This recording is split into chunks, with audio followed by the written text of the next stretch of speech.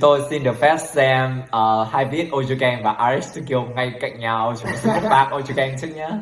Ok, nghe bảo Ojogan cũng nhiều người thích về người Mnet World of Thật ra Street thì Woman Fight Mega Crew gu của Mission. tôi thì tôi nghĩ là chưa chắc là Ojogan. có thể Promise me a promise. Xin cảm ơn.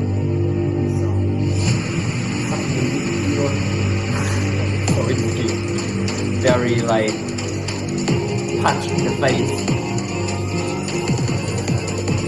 Ê mà không phải ở trong cái background phải đắm cái này được nhiều nhỉ? What's the point of that fan? What's the point of that cảnh fan này?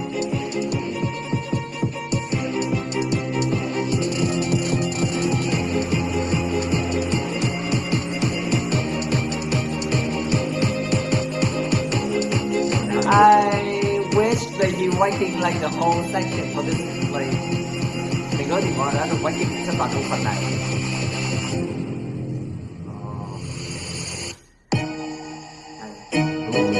À Twice đúng không? Mình thấy Twice đúng không? Bởi vì Momo là em gái của chị hiện ở một trong hai bạn.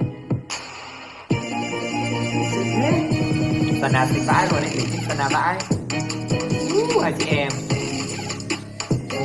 các bạn là anh chị em Hai chị em. Ê. bạn ấy xinh quá à. Set đẹp rồi, set quay đẹp quá, set quay đẹp ánh sáng mạnh dã man luôn. Uầy, nhảy nhiều hết. Nhảy nhiều. Cái hơi idol. Hơi idol quá.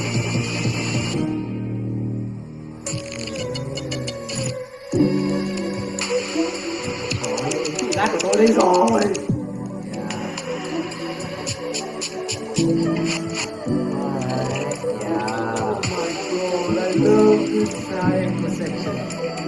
Ru giỏi mà, Ru là chuyên đây direct cho hội Fabulous Sister.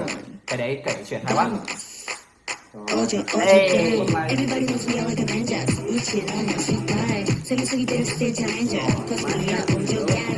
백화점이 어디서 다시. 저희는 그대로 그를 쓰러 주고 이 살고니 스캔을 처리는 내가 는 gang spirit spirit. Wow. Có cái bên nhạc có mấy cái đội thế này thì hot này.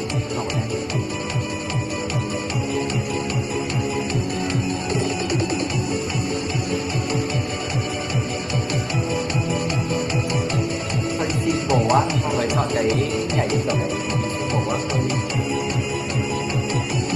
Mà đội hình kỹ đơn giản đấy. Wow, I mean crazy.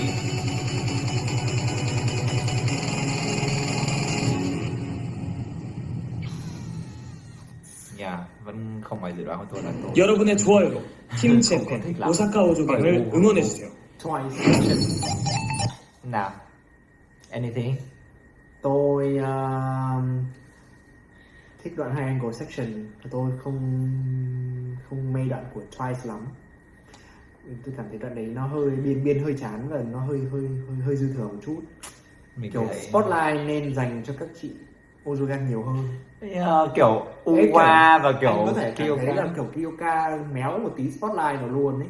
Ê kiểu mình đã thật sự mong chờ sẽ được xem Kyoka nhảy xong kiểu Kiểu sau cái đoạn hai angle section nhá, thấy Kyoka bước ra kiểu cái nhạc cũng rất hợp với Kyoka nhưng cuối cùng tim tôi bị hóc một nhịp bởi vì kiểu tại sao trò của tôi lại ít like như thế kiểu why Uwa thật sự biến mất luôn ấy, kiểu Uwa còn Uwa tệ hơn ra ấy. ra được một tí, Uwa có đấy, Uwa có ra được một tí. Nhưng mà kiểu biết rồi nhưng mà kiểu nó được có nói chung là so với Kyoka thì mình đang còn nhiều mình thật sự hơi quan ngại về cái vision của chắc là Ibuki làm cái này đúng không? Ibuki và Ru. I don't know. Xem lại It's just so weird. Mnet World of Street Woman Fight Anh chưa Mega thấy Crew một Mission. cái đội hình nào nó quá chẳng gì đúng không? Đầu cuối Xếp hàng live thẳng đấy. Xong kiểu tam giác. Xong đạo hình đã đơn giản rồi, xong động tác mọi người không bị kiểu sau cái waiting mở đầu này nó không được cảm động, nó không được gây xúc động cho anh như cái hồi mà Man Queen làm rất chậm. kiểu anh xem mình rất cảm động ấy, nhưng mà cái này thì không.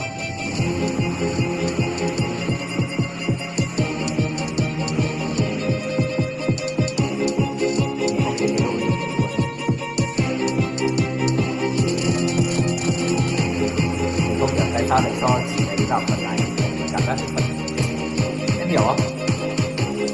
Cái kiểu nhảy của chị ấy nó không ở Việt Nam thật sự phù hợp với cái đoạn nhạc đấy.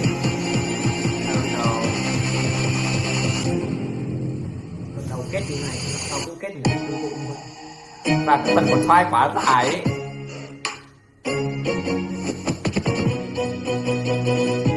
Ê, cái đấy kiểu khi anh thấy bộ quần áo thì hơi dì tay không?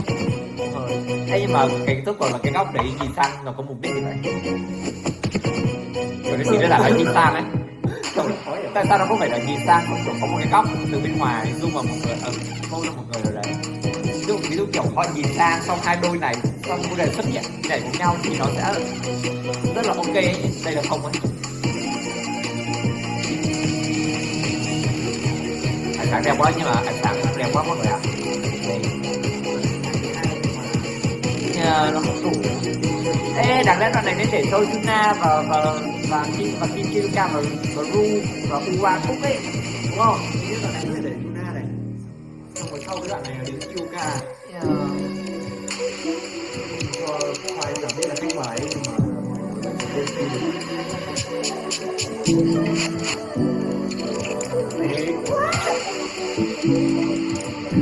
Mà nếu mà để nói về nó hoàn toàn mới thì không, đúng không? Tức là mình đã từng thấy những cái concept fashion kiểu dạng như thế rồi. đấy là này Kyuka tưởng Kyuka là sao? Trời. Nhằm nhiều ít mà.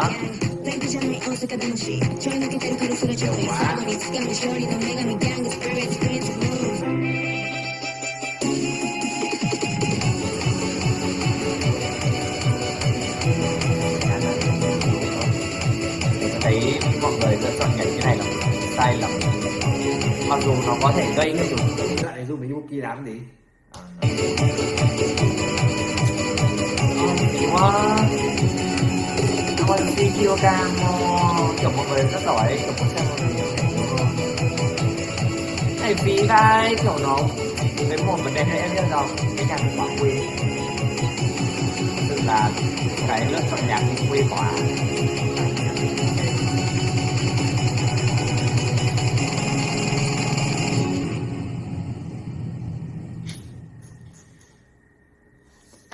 여러분의 좋아요로 팀 재팬 Đội hình kết đấy không gì đặc biệt cả.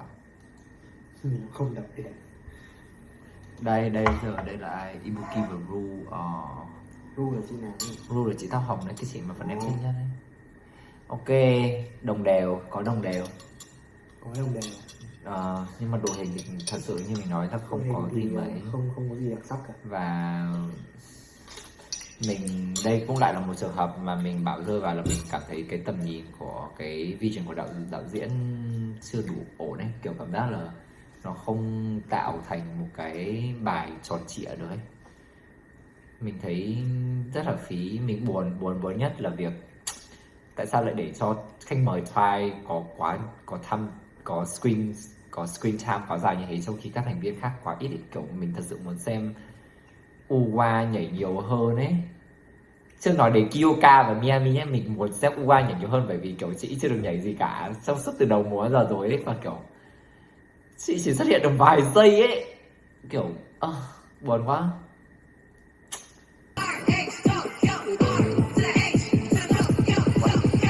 Hỏng lần này đức mẹ Rihata nào, quả cấp đích đầu.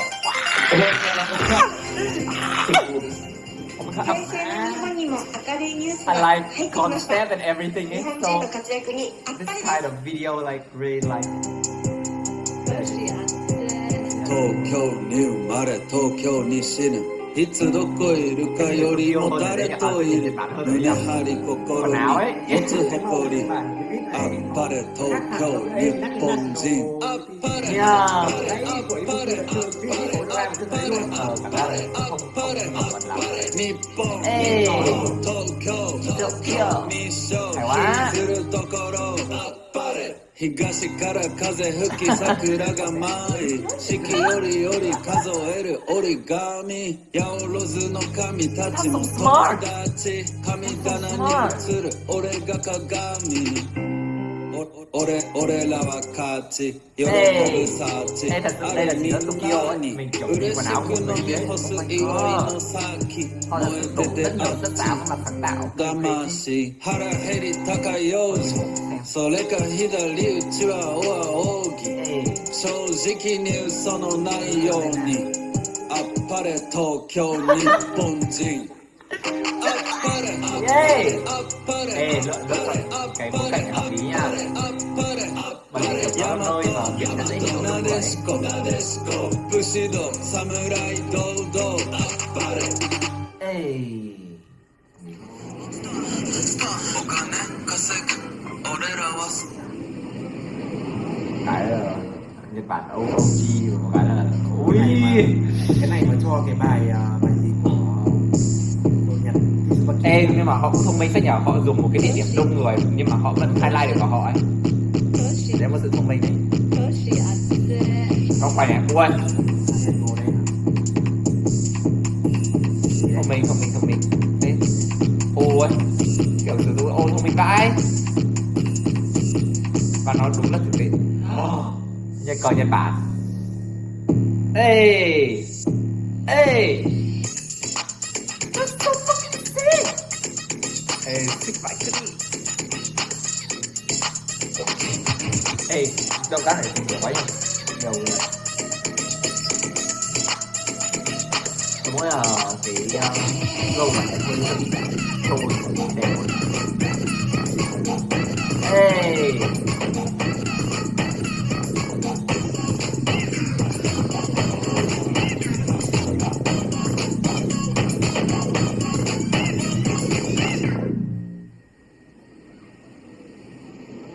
それでは今日も素敵な日を。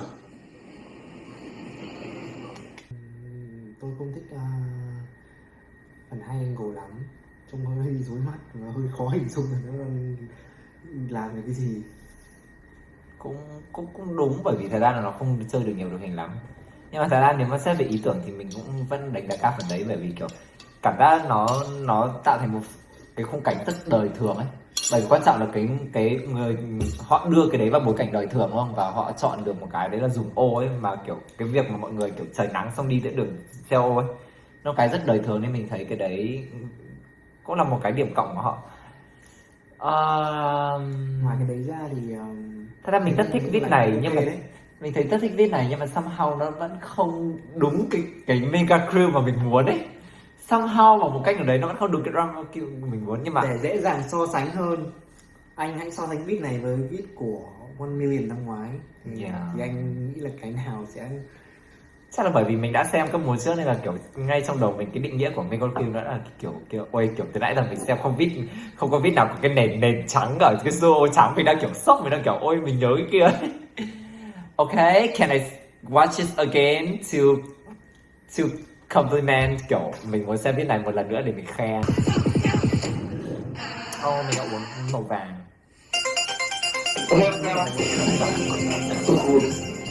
平成の日本にも明るいニュースが入ってきました。日本人の活躍にあっぱれです。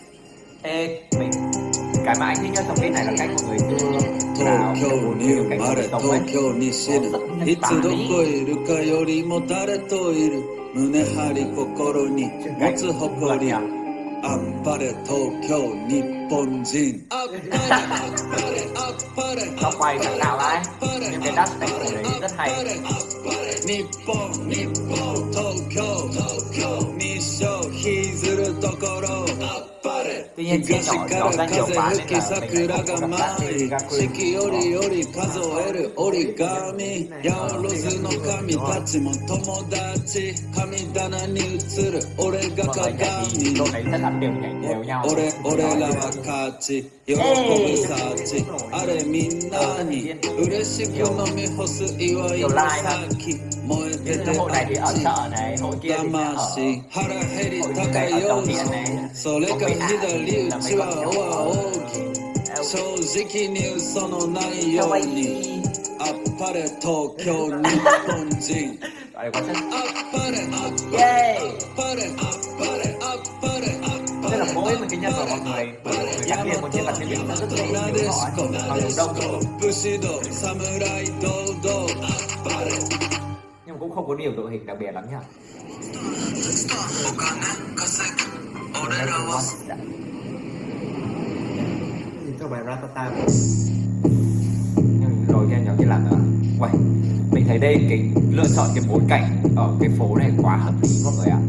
Kiểu nó tức là cái không gian của nó rất nhiều người và nó khiến cho cảm giác nó mega, nhưng mà kiểu những người khác thì không phải. Hơi nhiều màu nhỉ, ít màu đi một tí thì khéo ok hơn. Hơi rối. Yeah, nhiều màu quá nên thì hơi rối, nhiều màu quá nên thì hơi rối, ít màu đi thì ok hơn. Rồi, nhìn ra đây là Yeah. công nhận. Uầy, right, chết quá.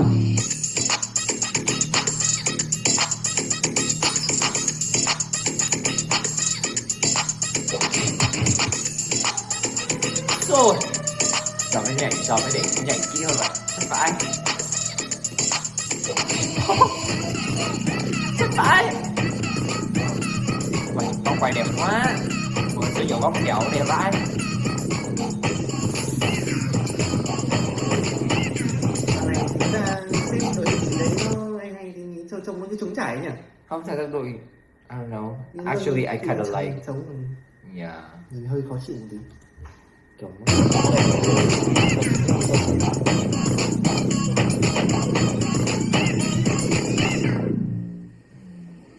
Nhưng cảm giác bài này hơi thiếu một đoạn mà それでは今日も素敵な日を hơi, nhưng mà đấy là cái style của hội này. Style của hội này 여러분의 좋아요, 팀 dù họ 재팬, nhảy RH tăng đến mấy 도쿄. đi chăng nữa thì kiểu cái họ làm thì vẫn chỉ kiểu chill chill, người ta thích kiểu cảm giác của không đọc lại chill chill. bài này không hẳn top đấy. Tôi vote từ nãy giờ đội này vote chắc là đang cao nhất đấy. Mình còn tôi cái nào nữa, đội Hàn đúng không? Đội Hàn rất Thấy có độ mình- chủ nhà. Mình chưa xem nhưng tất cả mọi người đều khen team Hàn mọi người ạ. Cho là mình Trên sẽ rất là Thread City đang rất là ca ngợi cái team Hàn này. Yeah, let's go các Uni Pama.